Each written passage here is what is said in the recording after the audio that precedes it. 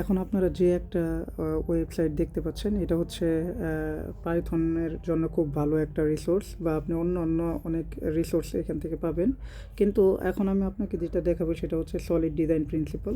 এটা হচ্ছে সফটওয়্যার ইঞ্জিনিয়ারদের জন্য খুবই গুরুত্বপূর্ণ একটা একটা না মানে বেশ কয়েকটা প্রিন্সিপাল। আর এই প্রিন্সিপালগুলো যদি আপনি না জানেন তাহলে যে আপনি সফটওয়্যার ইঞ্জিনিয়ার হতে পারবেন না, ব্যাপারটা এমন না। কিন্তু আপনি যদি এগুলো জানেন তাহলে সফটওয়্যার ইঞ্জিনিয়ারিংয়ের যে ব্যাপার, মানে কিছু কমন সেন্সের ব্যাপার থাকে, এই কমন সেন্সের ব্যাপারে এটা খুবই হেল্প করতে পারে।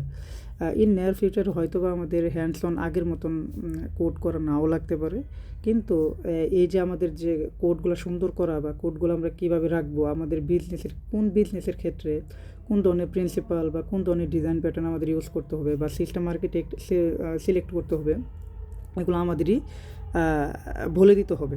তো এআই কিন্তু জানে যে তার আহ, কোন ডিজাইন প্যাটার্ন কী কাজ করে, কোন আর্কিটেকচার কীভাবে কাজ করে, কিন্তু আপনার বিজনেসের ক্ষেত্রে এই আর্কিটেকচারগুলো বা এই প্রিন্সিপালগুলো কোনটা আপনার বিজনেসের ক্ষেত্রে ফিট হবে এটা কিন্তু এআই জানে না।